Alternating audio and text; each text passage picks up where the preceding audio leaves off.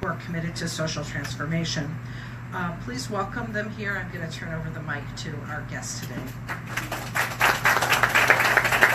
Thank you, Charlene, and thank you for inviting us to be here today, and also special thanks to Rebecca for organizing everything. I really appreciate it.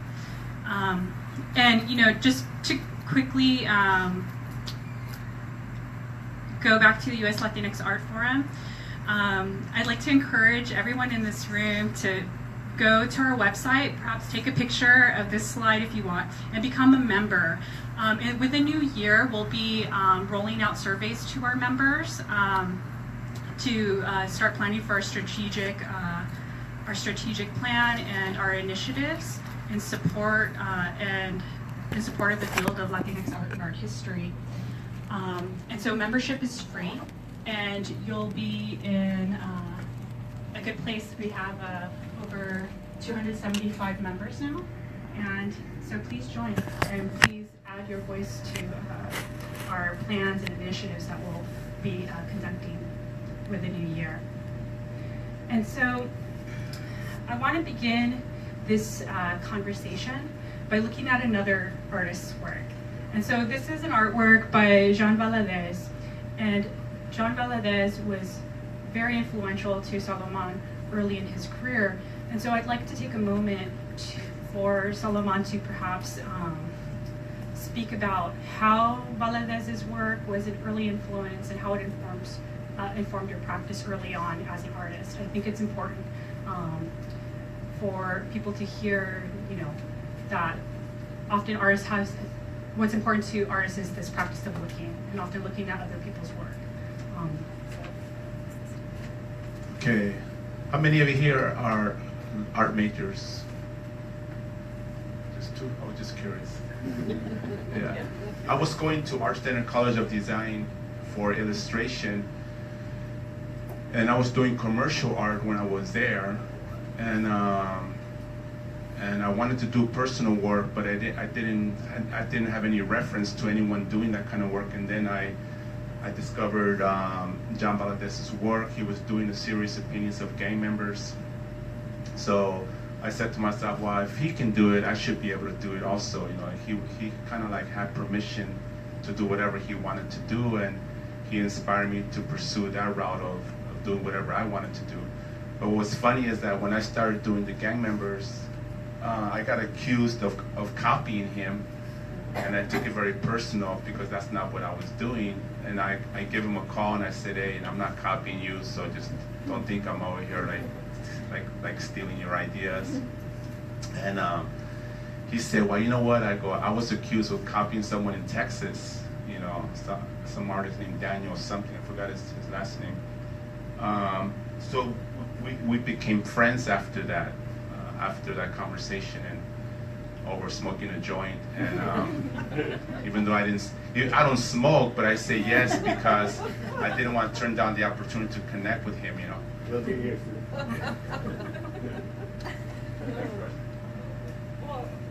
I guess more than that, I want to know what it is about Valadez's work that you find inspiring. Like what it is. He's a master, right? Yeah. With paint, especially with pastels. And pastels, it's a really, really difficult medium to work with. Yeah, what I like about John's work is that it's like surrealistic, like realism or magical realism, and I like I like any kind of work that's kind of raw and it has weight to it. When I say weight, that it has like presence, and that's what John's work has. It has you feel like the individual that he's painted, that you're looking at. Not in this particular piece, but like in other like portraits that he has done. It's mostly, and then how it was rendered. And the guy is crazy how he renders his stuff. To me, I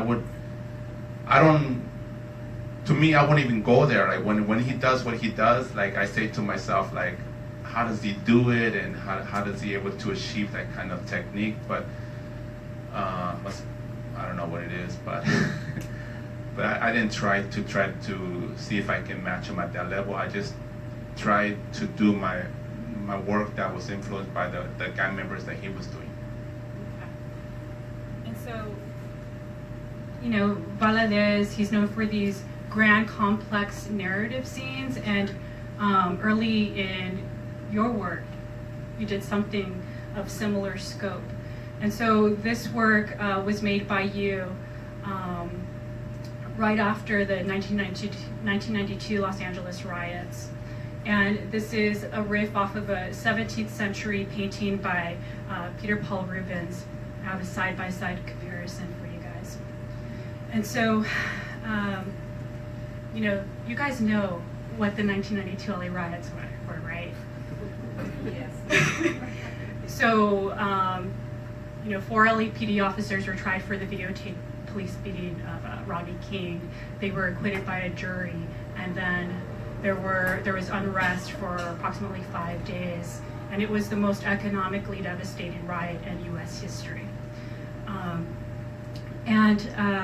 So here we have Salomón looking at this old master's work and rendering or reimagining it. And this type of work, this looking at old master's work, wasn't particularly unique in post-riot LA. I mean, here we have Sandow Birk and John Nava, who also made paintings about the 92 LA riots, and they were also based on these neoclassical history paintings from centuries past. Yet Salomón's is so visceral. And so, and let me explain this slide. Salomón's painting was used for an album cover in '95 for a band called Aslan Underground for their album Decolonize.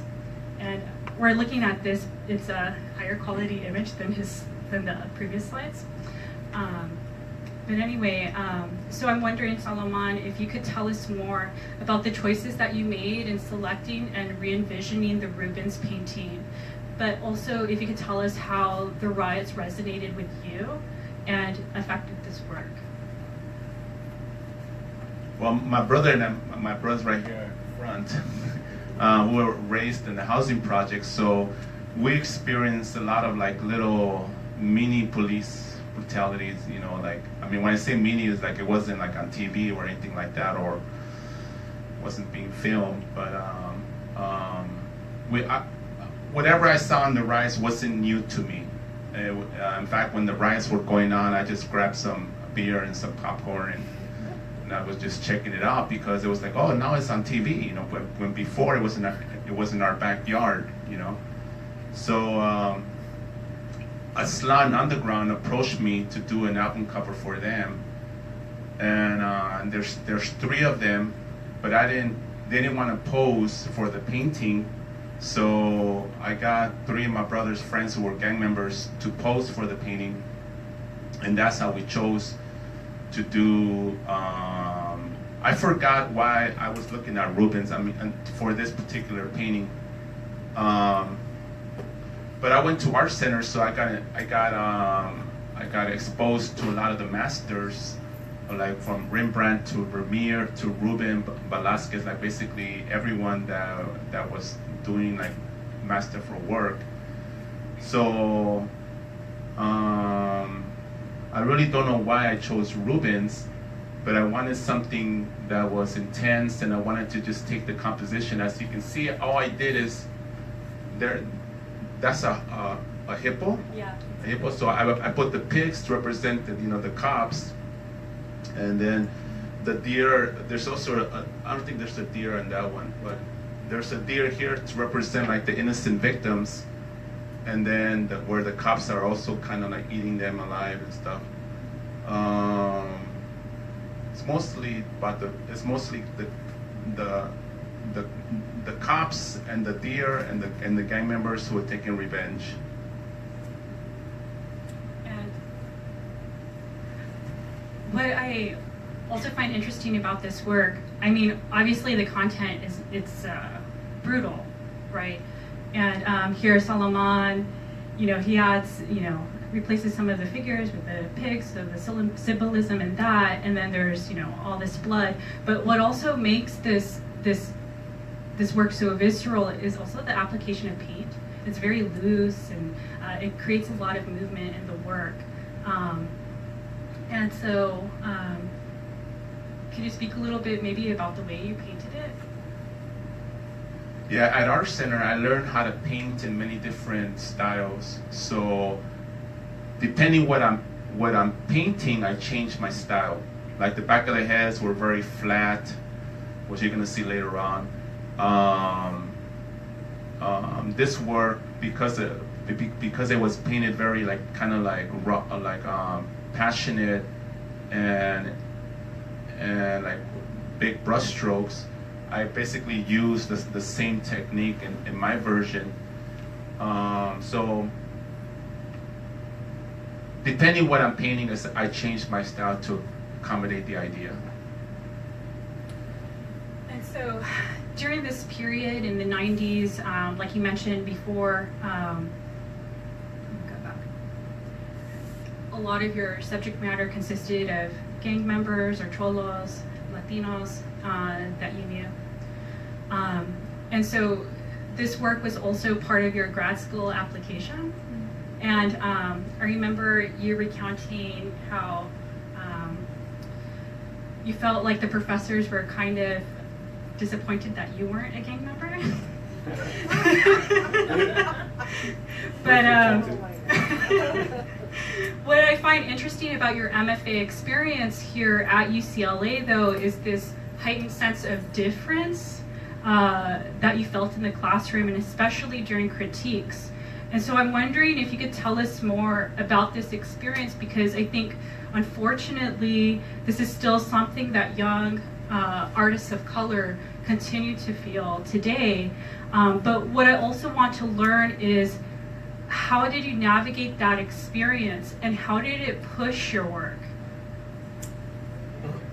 Well, I barely got into UCLA because my work was all gang related. I heard this from another faculty who was part of the review panel, and he was on my side to get into the school.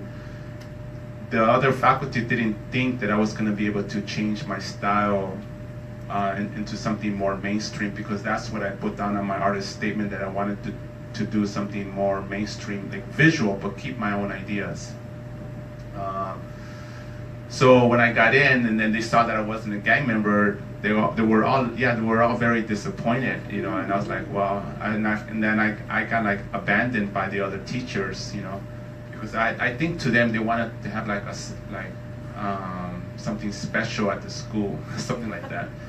But yeah, doing critiques, I learned a lot about the language they were using and the visual language they were using. So I started to make, I kept my ideas, whether it was about police brutality or racial profiling.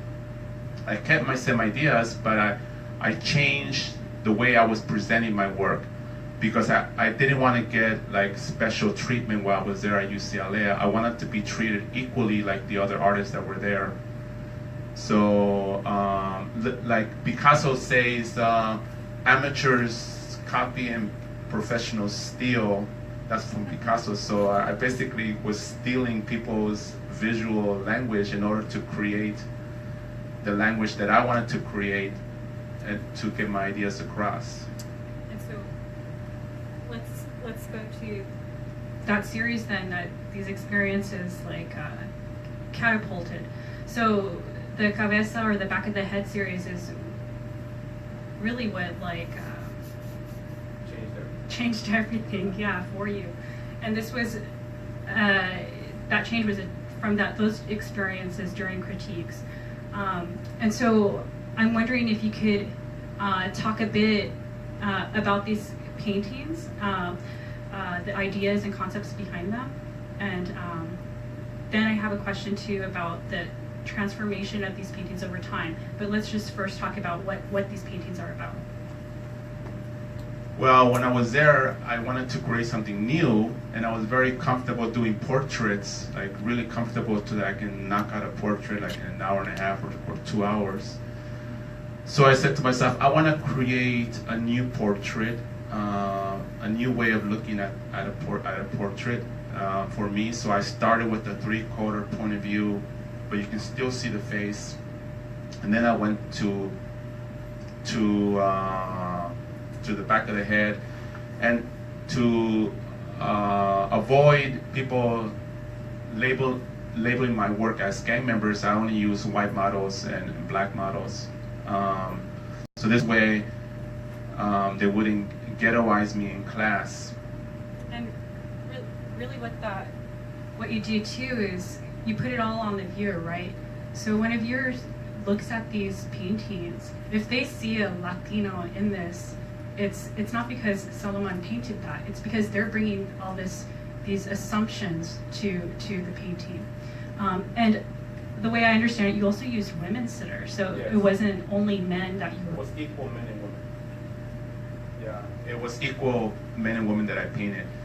And then I shaved everyone's, I didn't shave their heads, but I looked for shaved heads models because because the hair said too much about them. And I wanted the portrait to be like neutral, where you don't know if it's a male or female. Of course, here it's pretty obvious that it's a male, but and the other ones, you really can't tell if it's male or female, because I wanted the average viewer to have a conversation with the painting and not say, "Wow, I don't connect because I'm a female. This is a male."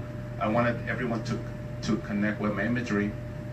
Plus, I was also thinking about racial profiling. Being raised in the projects, we were always pulled over just getting out of the neighborhood, and they would tell you get out of your car, and they would search your car really fast, see if you had anything in there. It's like a routine, you know. It was kind of at one point it was kind of funny, but after a while you realize that this didn't happen in other neighborhoods. It was only happening in neighborhoods of color. Well, from my experience. So the other thing that I mentioned that I'm really curious about is the transformation of the Cabeza series over time. I mean, this was, from 96 to about 2003, you did the series. And I mean, this over here is from 96. This one is in the 2000s. And you can see, I mean, as a viewer, this increased use of abstraction and minimalist language. So can you speak to that and why you made that choice? Well, on here, there was too much. I mean, the tilt of the head gave you more information about who this person was, and I wanted to get rid of that. I wanted to make it abstract, just to play around with abstraction and see visually what that would give the viewer. I wanted to create something very neutral, and that's why I was looking for people with shaved heads, and I was playing with the color. I was playing with the color of, like, if it was a black male and it looked aggressive, I'll put a pink background just to kind of play with the perception of that. But I went towards abstraction because I wanted to just see how far I could push it. That's more of what I was. And I didn't know what I was trying to get out of that, outside of that. But I'll see how far can I put, how much can I take out, but you can still see a portrait there. That makes sense? I get it, and I think there's similarities right in your house series. Yeah. And this also has connections to race as well, because I mean, from what I understand, this series you're driving around one of the jails in Compton, and you began looking at the houses, but then you rendered them in this very minimalistic language. And so maybe you can tell us a little bit about that and those connections to that series. Well, I wanted to do paintings of jails because it was interesting how all of my friends that we grew up with were going to jail. So I wanted to just have a conversation about that. So I went to Compton and I saw this jail but once I took pictures, I didn't feel that I was going to be able to make a painting out of that. So as I was leaving Compton, I saw these houses that were painted in candy-coated colors, in order to hide the idea there was a jail nearby. Like they had white picket fences and all green grass, and it looked like, did anyone see the Truman movie? It was something like that. It looked very fake, like an artificial community.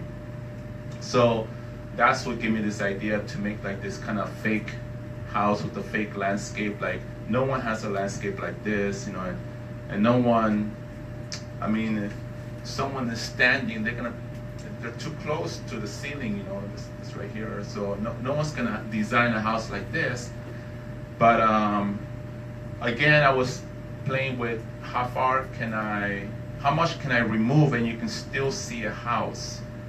And that's where the abstraction comes in. When you get up close to these houses, they become very abstract. When you back up, then the house kind of comes together.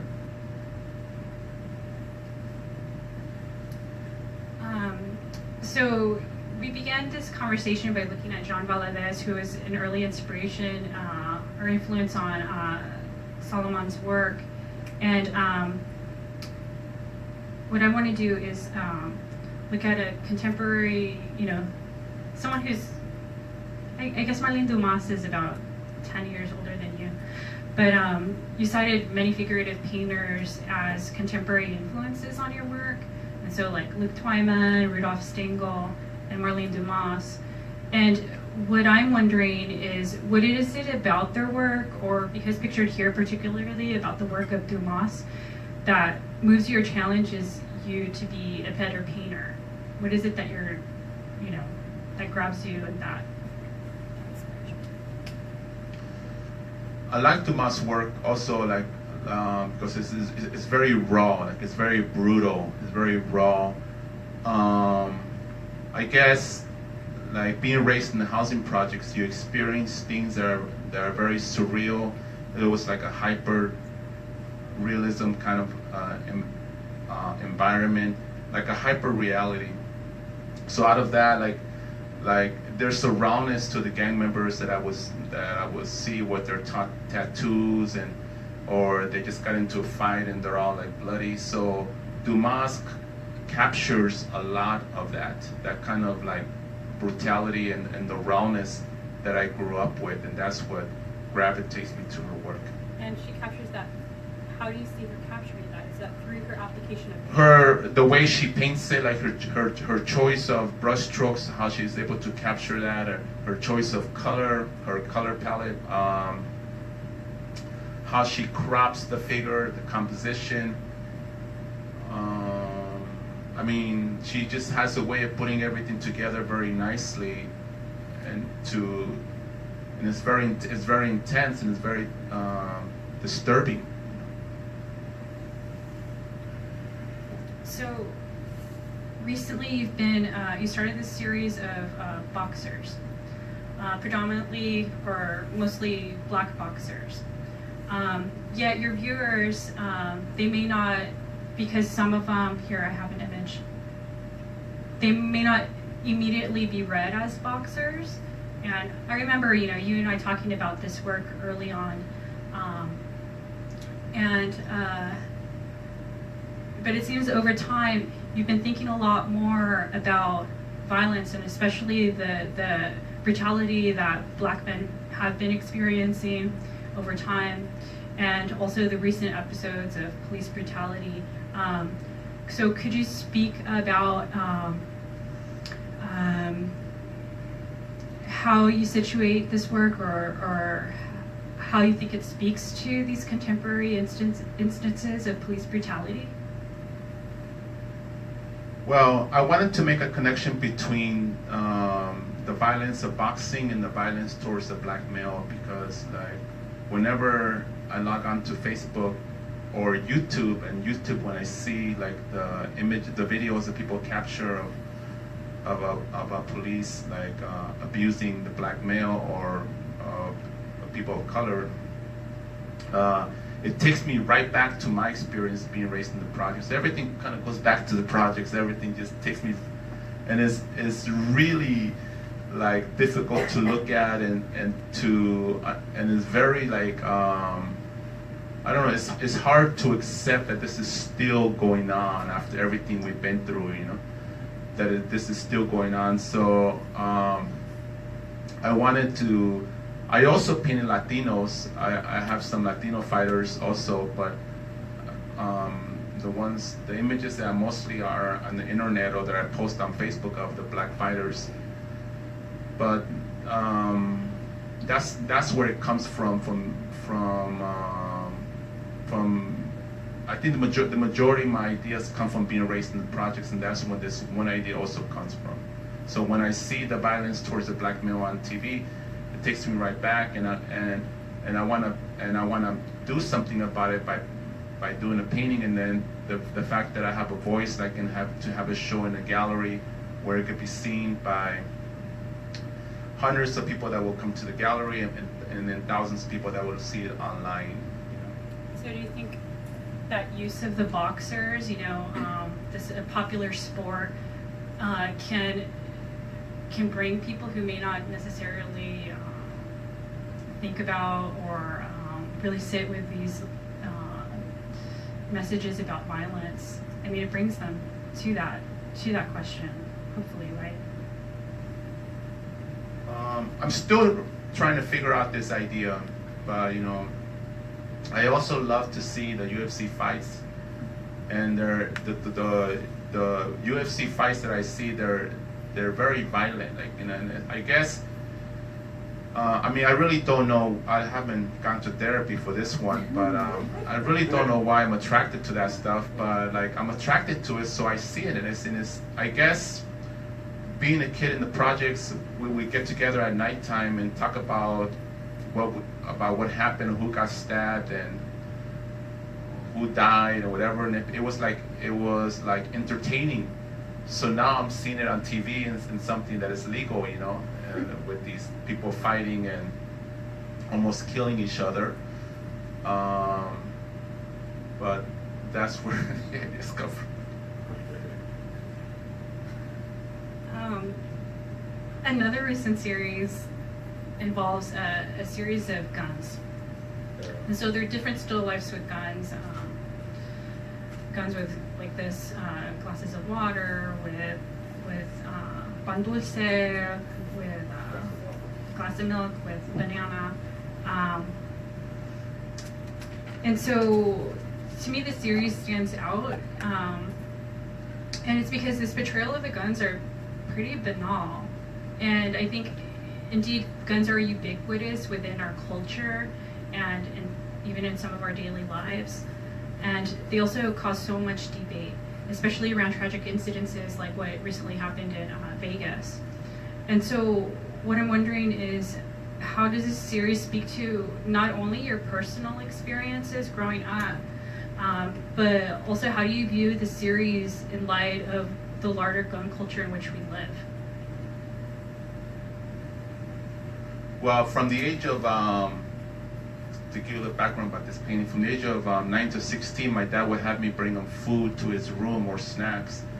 So he always had the gun out on his night table, and I will always put the glass of water or the milk or the sweet bread or the toasted bread next to the gun.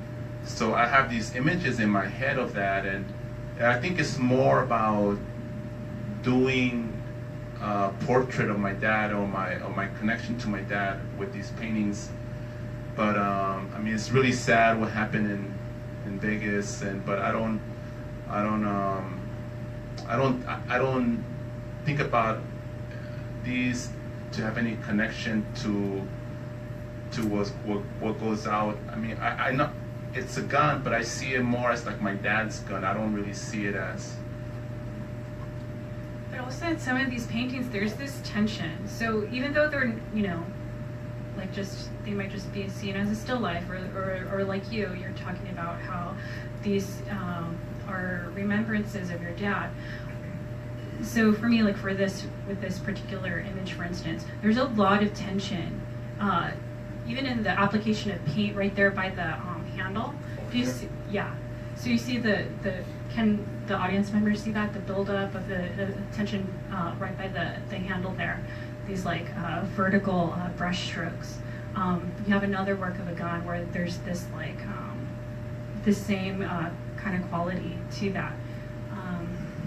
So perhaps this is maybe a larger question about how do you contend with audience interpretations of your work, and perhaps interpretations that are not what you intended? Well, that's okay, you know, if they, my thing is just to make something that I'm happy, that I'm content with, and just put it out there and see how people are going to interact with them. Because I have a show, it's moved to January 2nd. The gallery is called There, and it's going to be 10 gun paintings. And I think about it like, see, the paintings are so new to me that I don't even know if they're working or if they're not working. I'm still like in the process of trying to resolve these paintings, and I'm editing and I'm destroying and I'm doing new ones, you know. However people take them, that's so, you know, if they dislike them because they're against guns, that's fine. If they like them, that's great. If they don't see it as fine art because it's very personal, then that's totally fine. You know, like whatever they get out of it is totally fine. I'm just putting it out there and seeing what happens. I mean, you just said something that got to me. Like, if they think it's personal and they don't think Like too personal. and so, but what you said is that they don't think it's art because it's too personal. I mean, is that something that you've experienced as an artist? No. This, you know, this is the first time. So I'd like to move on to this other artist's work. And we're coming to a close because I think it's important that Salomón engages with the audience, and so I want to, you know, I don't want us to just keep talking about his work ourselves. But this is the last image that I want to look at. And so, you know, earlier in this conversation, we looked at, you know, veteran artists who influenced your work. Yet that doesn't begin to describe your practice of looking, of drawing inspiration and questions from other artists. And so earlier this summer, you know, you and I were having lunch, and we were talking about younger generations of Mexican American and Chicano artists. And you cited Camilo Ontiveros's installation, He's in the Home exhibit at LACMA. And you cited Camilo's work as something that really caught your attention and that had you, got you thinking. And so I wanted to bring this work up because, you know, some people might look at your work, look throughout your career and see you as perhaps like a painter's painter, as someone who privileges figurative work. Or that maybe because of your market success, you only look at certain types of work to draw inspiration from. And so I'm wondering if you could tell us, perhaps through the discussion of Camilo's piece, and this piece, how many of you know about this installation? So here, with this installation, Camilo gathered the belongings of the first DACA recipient who was deported under the Trump presidency. He was deported, when was it? Earlier this year. And this was, Salomón and I were talking about this piece before the Trump administration's recent decrees about DACA. And so I'm wondering if you could tell us, perhaps, again, through the discussion of this particular piece, if possible, what this aspect of your practice, this practice of looking, is actually like. And, Well, when I saw this, I said to myself, you know, this guy's really brave. You know, it takes a lot of courage to follow an idea like this, you know, and to put it out there and to make it work. And for me, it works because, like, I focus on the feeling that I have, and it's like poetry, but it's like kind of like this. It's very disturbing, especially when you find out what the piece is about, you know. So like outside of looking at sculpture, outside of looking at sculpture, I'm like a movie fanatic. I love looking at movies, and I love looking at fashion. And from fashion, I grab like the colors from the movies. I see how they tell a story and how I can improve telling my own story for my own work. So for something like this, I look at the materials that he's using and seeing how I can be more like, how I can add to the physicality of painting. You know?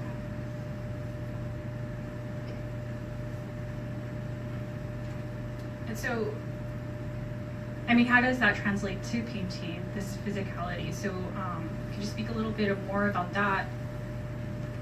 Well, like for example, like in the gun painting, you know, where you notice that there was like a different type of treatment here, like tension, and then in some other paintings on the top, I had like a lot of paint to create tension. So it's like trying to push the paint to tell my story the same way that what's his name, Camille? The same way that Camilo is like using these materials that are complementing each other. I'm using these different brush strokes that are working together or complementing each other or creating tension the same way that he's doing that with his materials. And so, considering that we have a few artists here in the audience, how many of you are artists? Oh, hi. So there are a few artists here.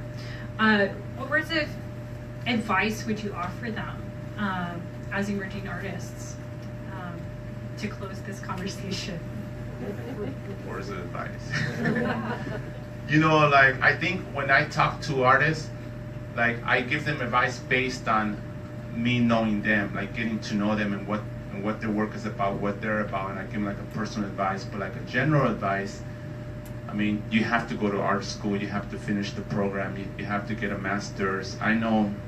Why is a master's necessary, or why do you think a master's is necessary?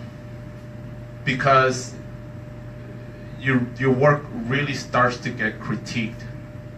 You know, like at grad school, at undergrad it does, but not like grad school. At grad school, the work really starts to get critiqued, and you really start to see if you can be a part of the conversation, you know, that's going on.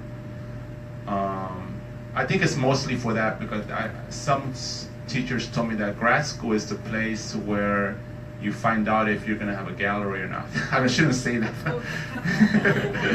You know, what I mean is you're going to find out if your work is going to hold up, you know, out there, you know.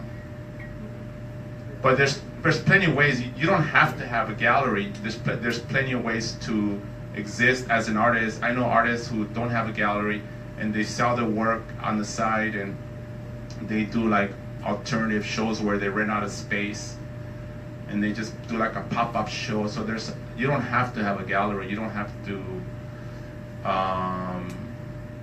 I guess if you want equal, like if you want to be treated equally, then the majority of the people out there have master's degrees. So you want to also have your own degree, so this way you can compete at an equal level, you know.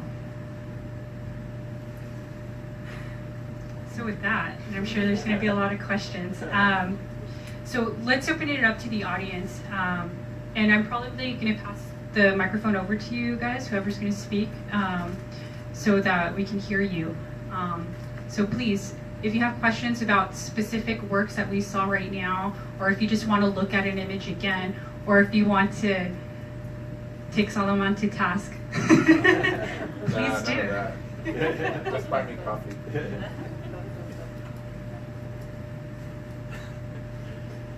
I think all questions were answered. I have a random question. Hi, thank you so much for offering space to talk about these paintings. I'm really happy to be here. I think as a fellow artist, a question that came up to me earlier in the talk was that you work in series, which is very specific about an artist. I'm also a series artist. And sometimes it's hard to know when it's over. When a series is done, how do you know it's done? Do you feel it? Do you just keep adding on to it? I've gotten that question before and I don't know how to answer it, so I'm just asking you.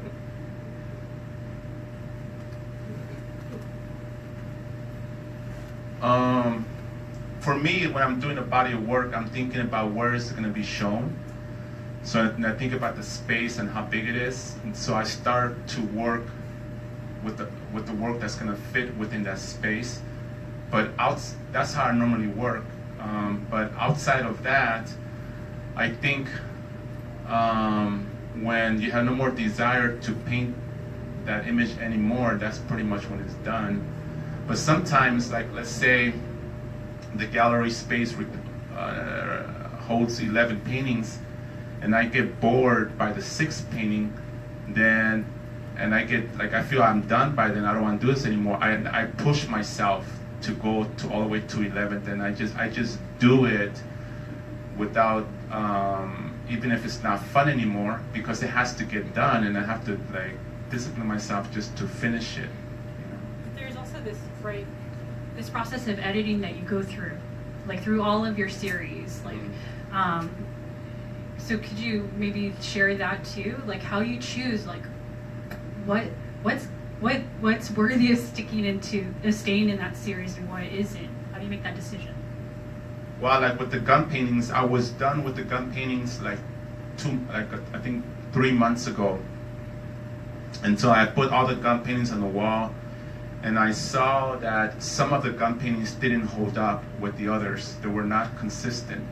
So I took those that were not consistent, I put them aside. Those that were working together, okay, these are working, so I put those to the right. Those that were not working, put them to the left, and then I destroyed them and I started over.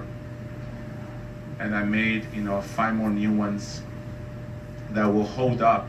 So if the 5 new ones became stronger than the last 5 that were working, then I would destroy the last 5 also, because they have to be equal. I mean, you're if you know that it's not working, like, would you still put it up on a wall?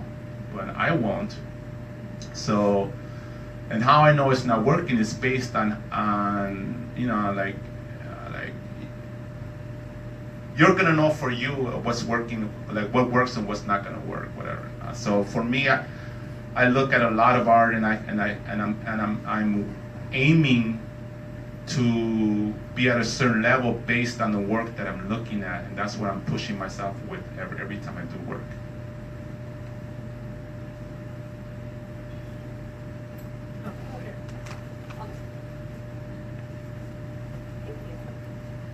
So I'm really interested in this gun series, and I'm looking forward to seeing them together, because there's a way in which it seems that you're coming kind of full circle with what you're doing. As Rose mentioned, there's this kind of tension in these paintings, and hearing you describe your memories that are going into creating these, it sounds like it's not particularly a negative memory. It's this kind of fond, like, you were helping your dad and doing something really domestic and bringing him a snack, but it's like every time you went in, you were confronted with the gun, and it's the kind of violence that you've mentioned a couple of times today about having grown up in the projects, and that being something you were confronted with. I'm wondering if you've articulated that in that way to yourself, or if that's if this is something that's just kind of coming, like, to me sitting where I'm sitting. Yeah, no, it's not actually like it's difficult to I avoid painting art that I'm really like connected to, like in a really like close level. Like the heads, I was able to use white models and keep like a certain distance, and the houses, I didn't live in those houses, so I keep a certain distance. When I'm able to have a distance, I'm able to push the work more, I'm able to play with them more. But this was like so close to home, I couldn't manipulate them at all, And what's interesting though is that in those paintings that you just cited, like the Cabeza paintings, the home series, the house series, that removal or that distance is also replicated in your choice of visual languages, right? The use of abstraction, the use of minimalism, where there's no detail, or there's decreased detail. That to me right now is very interesting. It resonates. Yeah, so doing these gun paintings is like, it's not easy because it takes me back to a time that was very difficult, and it's like going back to a time warp. So, like, I do those paintings in about 2 hours or 3 hours, but I only do like one a month or one or two a month because I'm so attached to them that I cannot critique them. So that's why I'm always like editing and destroying and like doing them over. I have a question. Right now you're talking about how you're too close to them, and so it's hard to critique them. I mean, do you invite other people over? Do you seek out, like, someone else to help you go through that process? Yeah, I have a friend, Mr. David Cordy. He's an amazing artist, and I showed him the work on my phone. He goes, I don't like them, they're. Why don't you put the gun on the wall, like by like hanging from the wall? And he was just going off like somewhere else, and I said, well, that's not how I saw it, dude. The gun was on the night table, so I'm following that experience, So and then he called me like 2 months later. I want to go to your house and see these paintings in person. And I told him, why do you want to come over if you already saw them? I mean, if you say you don't like them, He goes, well, I want to see them in person, and I want to, see what you're up to. And my sister makes them like chile relleno and everything, Like, why are you gonna cook for him if he doesn't like them, So he comes over and he goes, oh, I like it. I go, dude, you can tell me the truth if you don't like them, I'm not, like, I value your opinion, and I'm okay with that. So what did he say? He said he liked them, but I don't believe him. I don't, You should have shown the real gun. Yeah. But I do invite artists, but I do have another an art critic who wants to come over and see them before they go up, but that's kind of dangerous because they're already done, and I don't want to do no more editing. I don't want to, and then they're gonna come over and say something. They may see something that I'm not seeing, and then it's too late. It's too late to redo them. If I had time and if I see something, I would redo them, but with short notice, it'll be too much. So, I guess in summation, you do invite some people to see your work while it's in progress, but you protect your space as much as possible after you feel like it's done. Yeah. There's another artist that I admire. Her name is Francis Bacon, and there was an artist who approached Francis Bacon and told Francis Bacon, I want to show you my work and see what you think. And then Francis Bacon told the artist, by the look of your tie, I don't want to see your artwork. So, I'm very careful who I show my work to. I'm very mindful.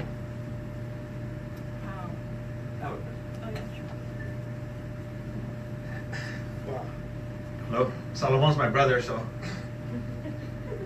I got all the good looks. He has all the talent. But I'm really glad he's here. This is something that I've been working with the faculty here to help show here. One of the reasons I promote him a lot is because he represents what a lot of young people are representing right now. He's a Mexican. He came as a Mexican. He was here 6 years old when he migrated, and if it was back then, it was a little easier to become a citizen. But if it was today, he would be a dreamer. So this is kind of what we're dealing with here, and he's very humble. Valadez is a master, but Salomon's also a master painter. So the question is, coming from Tijuana for the projects, how did you see yourself? Like, did you ever? What advice you give to people like first generation college students or people that came from similar experiences that they too can like exhibit in the best galleries in the world? And what do they have to do to get there? Well, when I went to Art Center, the private art school after City College, when I was in City College, I did really bad. I have my girlfriends do my work for me and everything, you know, like, and I use my financial aid money to buy a DJ system. So when I got to art school, I had no more financial aid money. I had to like pull out loans, you know. But I chose Art Center College of Design because at the time it was the best art school in the world for design and illustration, and I was going for illustration. But what I believe is that you have to be obsessed, and if you're in school, you cannot have a social life. You know, you have to be obsessed, and you have to be like devoted. A little OCD will be good, you know, and a little crazy will also be good. I have a Korean student at Art Center, and in class I was critiquing him, and I told him, I go, you know, in front of the whole class, I go, you're a little OCD, a little obsessed, a little manic, you know. Intense, but those are good qualities to have, you know, for a painter, I told him. But I do believe that you just have to be devoted, you know, you have to be devoted and give it 100%, and no room to like, how do you say, to like not pull the trigger and to go for after what you want, you know. I mean, I'm also a first-generation college student, you know, finishing up my PhD, and what I find really important is just to have resiliency, to learn how to be resilient, and tenacity, because you have to fight in these institutions, whether that's, you know, going through those critiques, receiving, you know, bad, unhelpful critiques, or going in classes, not seeing yourself represented, not seeing the artwork of people who share your background. You have to fight to see that representation. You have to bring it to class. You can't give up. Angelica Brecera, who's in this audience, raise your hand so people can see who I'm talking about. So she's an artist. She's also a PhD student here at UCLA, and she specializes in Latinx art. She has this work that I always think about. I have it in my house, a copy of it. It's this image of cacti, and it's a text-based work. It says, I carry resilience en la frente. And, you know, it's like a riff off of, you know, that saying, tienes un nopal en la frente. Sometimes it's a negative saying, you know, said to like us, you know, us bochas who are, you know, maybe don't speak Spanish as well, but we obviously look very Mexican. But that notion, you know, that it's our, you know, our people are so resilient. Like our ancestors, our families, you know, in the like most arid and desolate of conditions, continue to thrive. And I think that's really important, and a really important thing to work on, to learn, to expand and to deepen that ability to thrive in conditions that, you know, in conditions and places that weren't meant for us to begin with. But it will be for us. We will take it over. Any other questions? Oh.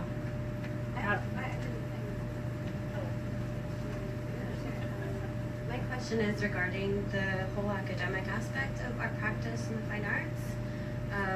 So as someone who started off as an artist and then figured out that that's a very hard endeavor to do outside of a four-year university, I went back to school and went into art history. And so I'm constantly going between the two, between the academic side and the artist side, and being both active in both. So instead of going for an MFA, I'm going for a PhD in Chicano studies.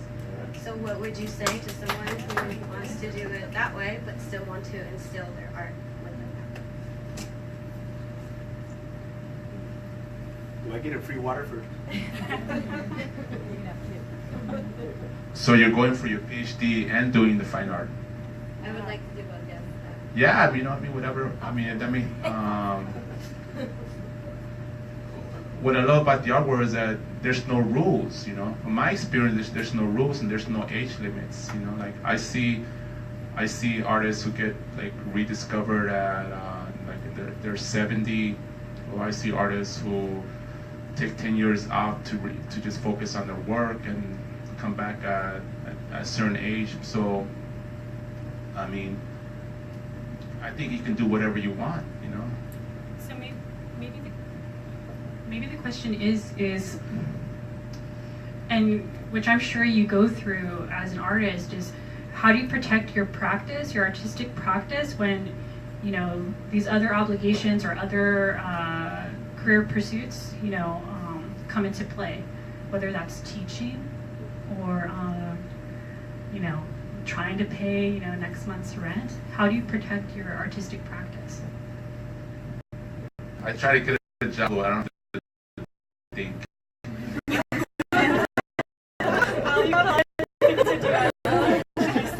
But that's like computer. You know, I mean, like, I have a teaching job where they don't even require syllabus. You know, that I don't have to give that to the students. I just show up and leave. You know, like one of my friends told me, "What do you want to do? You want to just teach and leave? What about the what is it called? The stuff that you have to do, like for the students, like, and for the school afterwards, like, the academic service stuff." I'm like, well, that's not teaching. That's a whole other job, you know. Someone as academics. You know, once you get that PhD out of the way, then you can do more time to your personal work, and then you can figure out a way to like balance it, you know. But now just go for it. You know. I believe that you should go for what you desire to create. So you're gonna have to, you know, come back and tell us how you're doing it, you know, in the years to come. Is there any other questions, or does anyone?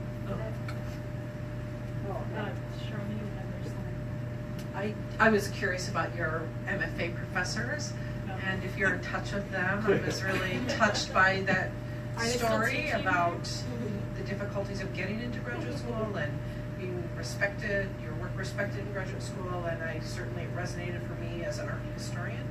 And I'm wondering what they think of you now. We want names and Well, you know, I really don't know what, I mean, okay, I have a story. I had John Balthazar. Do you know what John Balthazar is? I mean, this guy is an icon in the art. He's like the godfather of conceptual art. I was supposed to meet with him 3 times in the what is it, a quarter? It's a quarter. I was like 3 times in the quarter, and then we met 2 weeks after the quarter was over once. And as soon as he came into my studio, he sat down. I can tell he didn't like the back of the heads. I can tell he didn't like the work. And then I said to him, you know what? Just give me an A and we'll call it quits. and then he looked at me, he's like, okay. And then he goes, I gotta get a haircut. So I left him in my studio, I just walked out. And then 3 years later, I was in the Whitney Biennial, and he was with a friend of mine. He saw the show, and he told my friend, oh, I guess he did okay. Just okay. But what's great is that I go out to dinner with them, like dinner parties, you know. So like and I'm not, I respect them, but I'm not fazed by their being like these icons. You know, I just see them as an artist that I was working. Maybe I admire or don't admire or whatever. But I took my girlfriend to a dinner party, and then she had her phone, and she was pretending that she was doing like a selfie when she was getting Balthazar in the picture, you know. And then she's like having dinner with Balthazar. that was her thing, but yeah. So I hang out with them at dinner parties. Because when I came here, it was Larry Pittman, Roger Herman, Nancy Rubens, Chris Burton, James Welling. So there's amazing artists, and they're all still doing like amazing work. And not all of them. Some of them were helpful too. Oh, I got along great with Larry Pittman and James Welling, and actually that brings up. I have a question for you. We'll get to your question too. I haven't forgotten, but given your grad school experience, where you were treated differently than some of the other artist students. How did you see? How did you seek out mentorship? Because there were some professors who were helpful, and then were there mentors outside of campus that you looked for? See, when I went to grad school, I already had like a mini career. I was already exhibiting, so I was even exhibiting with some of the faculty that was at UCLA, and they didn't like that I was a student, and also had exhibited with them. But I didn't have I had outside support from the Chicano community. They buy my work and what do you call it, supporting me to be in school. But supporting you in what way? No, like kind of like to stay in school, finish it, But encouragement. Yeah, like encouragement. And were these other Chicano artists or just members of the community in general? Chicano collectors. Yeah, I think what's that group called? Gaga. What's the? Yeah. Yeah, they gotta work on that. Yeah. What does it stand for? Chicano Art Collectors Anonymous. Yes. They were all supporting me. And what I did at grad school, I said to myself, I'm gonna find some support with those who want to work with me. Those who do not want to work with me, then it's fine, because if they don't want to work with you, they just don't want to work with you. So, but it was cool. They didn't think that I was gonna make the transition, and I did. And then now I'm exhibiting with them, in the galleries, and then some of them now, like they'll call me over to show me their work or stuff like that. So it's cool. I can just shout it out. I was just wondering, as an artist, you put your work out thinking maybe one thing, and then does that start to change as you hear from your audience and what their reaction is to your pieces? Do you find that you find a different meaning to it than you originally started out with, or do you kind of just put it out there and that's it? Yeah, I just put it out there and that's it. I put it out there and that's it, and people see something else, that's great. I had a conceptual artist say something that I totally went over my head. I can't even remember what he said, but I felt what he said. I remember the feeling of what he brought up, and I thought it was great, what he said. But I totally forgot it. But it's cool when people see something that you're not seeing. And yeah, like with the guns, I'm just gonna put them out, and whatever happens, happens. And if I get a bad review, it's okay. If I get a good review, then it's great. I think it's all good. How do the reviews affect you, or how do you read those reviews? I've been very fortunate that 99% of them have been good. I only had one where it was not so great, and my dealer said that the art critic was also an artist, so that it was the artist that was critiquing the work, not the art critic that was critiquing the work. So it was more from a personal. That's what my dealer said, but it didn't matter. It's all good. In general, do you find more criticism from your fellow artists? Well, I'm guessing you do, right? All these experiences, I guess. No, I I support a lot of people in the art community, and in return I get a lot of support. So it's all good. I get a lot of good feedback. Do we have other questions? Or anyone want to look and engage with any of the images that we went through today? No pressure. I have a question. How's the time going on? From your experience in grad school and maybe not always finding the mentorship, like how has that changed you now as, like now you're in the position to be a mentor in education? How has that changed your approach to being a teacher or maybe just broadly supporting other artists?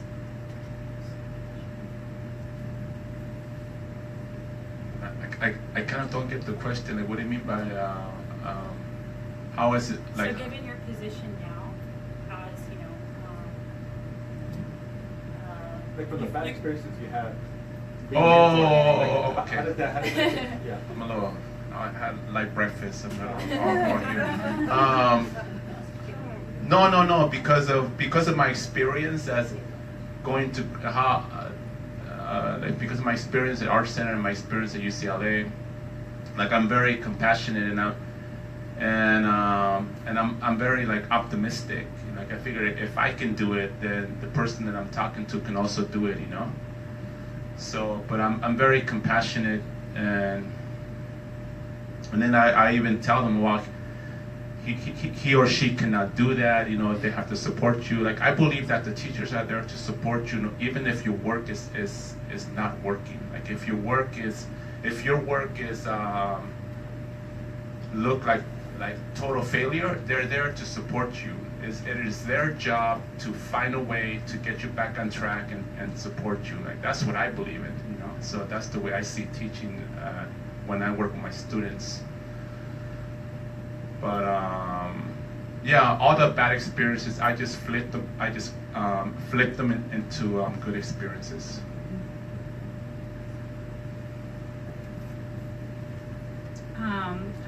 Oh, there's a question.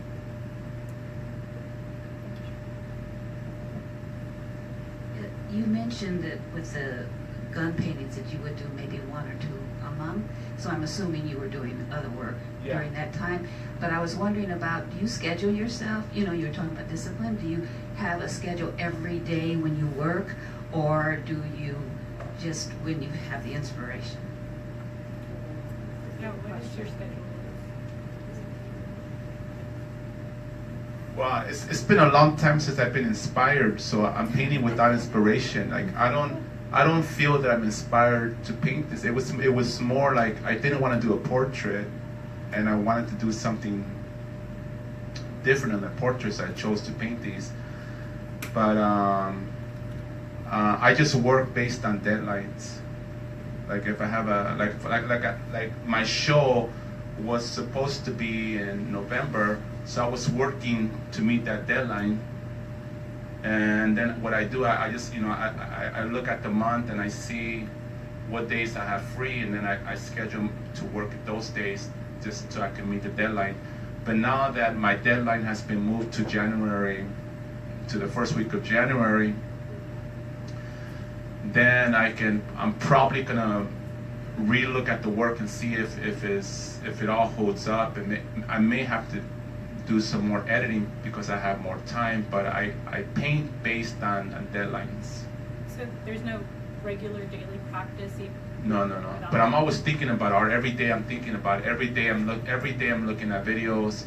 And so that is part of your practice then. So even Yeah. if you're not physically painting, you're again looking. Right? Yeah, every day I'm looking. Even when I'm teaching, when I teach a drawing class at a Korean school, and I'm looking for a model to do some nude paintings. And when the model was posing, I was observing the model, and I was like framing her. I was doing this. You know, and I was saying to myself, well, she'll be great for a painting, you know. So, but I'm always looking when I'm not painting. I can go like months without physically painting, but I'm painting in my head.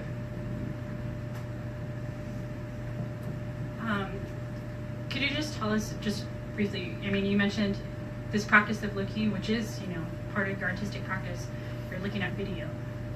What other types of things besides, you mentioned this model, but what else in your daily life is it?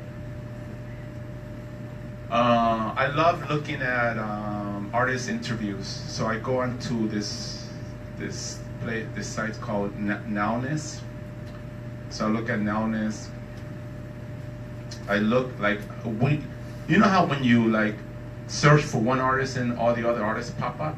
So I do that. So I try to put like a general name of an artist that I know, just to see who else pops up, and then I can start to look at those interviews or stories about them.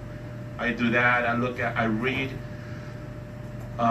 interviews on Interview magazine or other like fashion magazines, like I think one is called Love, one is called ID. So I look at that, and I also follow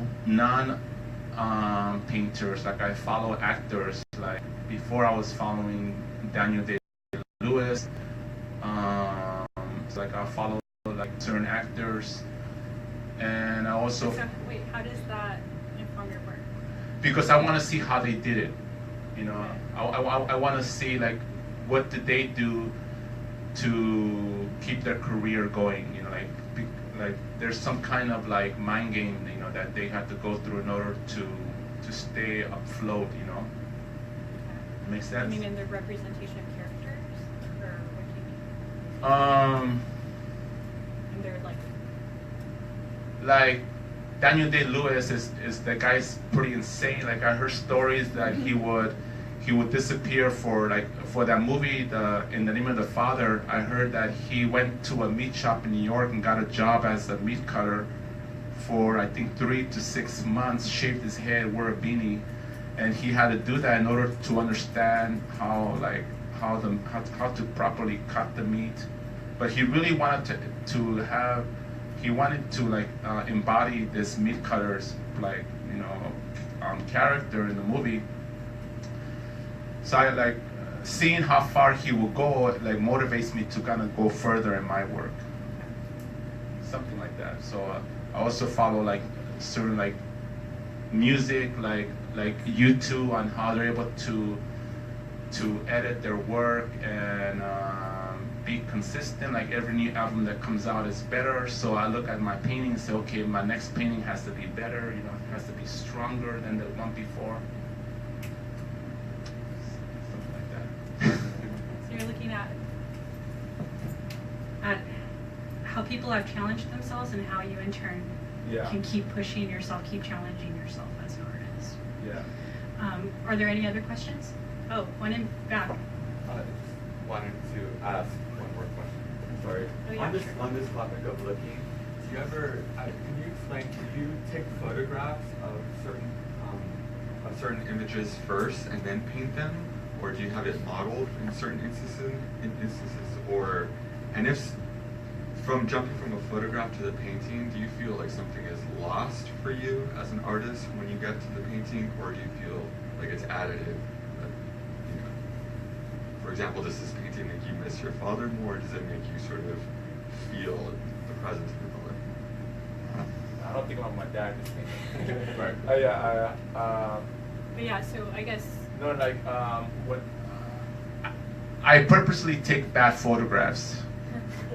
Because if I take a really good photograph, I won't be able to manipulate it.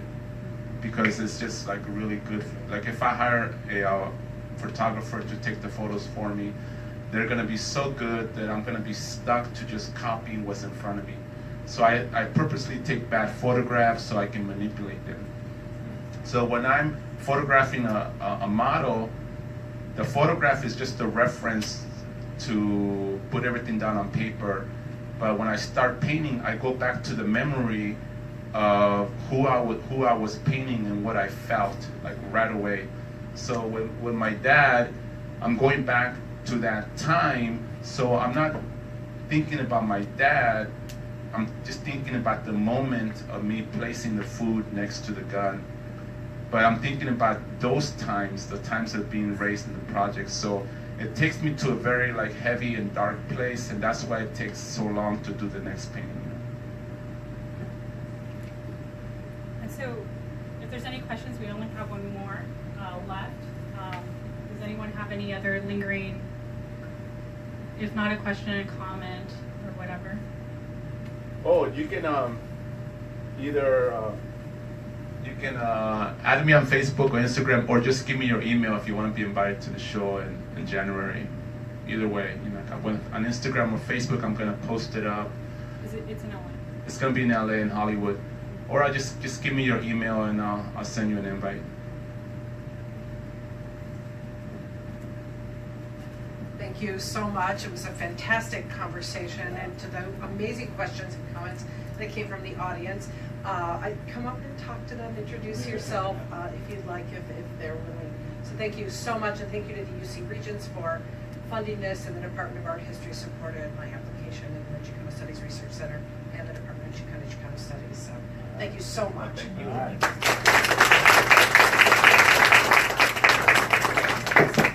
Come on up. It doesn't bite. Yeah. You didn't bring the gun, don't worry. Hi.